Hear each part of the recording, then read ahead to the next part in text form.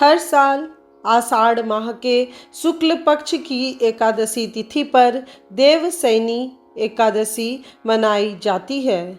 इस दिन भगवान विष्णु की पूजा की जाती है और उनके निमित्त एकादशी व्रत रखा जाता है।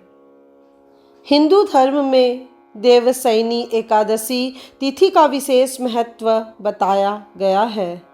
हर माह में 2 बार एकादशी तिथि पड़ती है। हर एकादशी का अपना अलग अलग महत्व होता है। देवशयनी एकादशी के दिन भगवान विष्णु क्षीर सागर में शयन करने चले जाते हैं और फिर इसी दिन से चातुर्मास शुरू हो जाता है। धार्मिक मान्यता है कि देवशयनी एकादशी के दिन से 4 महीने के लिए भगवान श्री हरि विष्णु क्षीर सागर में शयन करने के लिए चले जाते हैं और पूरे 4 महीने तक वहीं रहते हैं। इस दौरान सृष्टि का संचालन भगवान शिव के हाथों में होता है। भगवान विष्णु के शयन काल के इन 4 महीनों को चतुर्मास के नाम से जाना जाता है। इन 4 महीनों में श्रावण, भाद्रपद, आश्विन और कार्तिक मास शामिल है। चतुर्मास के शुरू होने से अगले 4 महीनों तक शादी, ब्याह आदि सभी शुभ कार्य वर्जित हो जाते हैं। पद्म पुराण के अनुसार चतुर्मास व्रत की विधि और उद्यापन की संपूर्ण जानकारी इस चैनल के एपिसोड 174 में दी हुई है, जिसका लिंक डिस्क्रिप्शन बॉक्स में दिया हुआ है। देवशयनी एकादशी का व्रत रख कर भगवान विष्णु और माँ लक्ष्मी की पूजा करने से जीवन में सुख समृद्धि बनी रहती है। देवशयनी एकादशी से लेकर देव उठनी एकादशी तिथि तक मांगलिक कार्यों पर रोक लगी रहती है। देवशयनी एकादशी को हरिशयनी, पद्मनाभा और योग निद्रा एकादशी भी कहा जाता है। इस साल देवशयनी एकादशी 17 जुलाई को है। ऐसे में अगर आप एकादशी व्रत रखने जा रहे हैं तो आपको देवशयनी एकादशी व्रत का पारण कब और कैसे करना है यह पता होना जरूरी है। आइए इस बारे में विस्तार से जानते हैं। हिंदू पंचांग के अनुसार आषाढ़ शुक्ल पक्ष की एकादशी तिथि 16 जुलाई 2024 को रात 8:33 से शुरू होगी। वहीं इस एकादशी तिथि का समापन 17 जुलाई को रात 9:02 पर हो जाएगा। देवशयनी एकादशी का व्रत 17 जुलाई 2024 बुधवार के दिन रखा जाएगा। देवशयनी एकादशी व्रत 2024 का पारण कब है? देवशयनी एकादशी व्रत का पारण अगले दिन सूर्योदय के बाद ही किया जाता है। एकादशी व्रत का पारण द्वादशी तिथि समाप्त होने से पहले ही कर लेना चाहिए।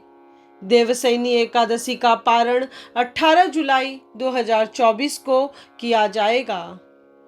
देवशयनी एकादशी व्रत का सही समय 18 जुलाई को सुबह 5:35 से लेकर सुबह 8:20 के बीच रहेगा। द्वादशी तिथि की समाप्ति 18 जुलाई को रात्रि 8:44 पर होगी। एकादशी का पारण समय सुबह में होता है। व्रत करने वाले व्रती को दोपहर में व्रत तोड़ने से बचना चाहिए। अगर किसी कारणवश सुबह में पारण नहीं कर पाया हो तो उसे दोपहर के बाद ही पारण करना चाहिए। द्वादशी तिथि पर सुबह में स्नान ध्यान कर भगवान विष्णु की पूजा करें और इसके बाद ब्राह्मणों को अन्न और धन का दान देने के बाद ही व्रत खोले।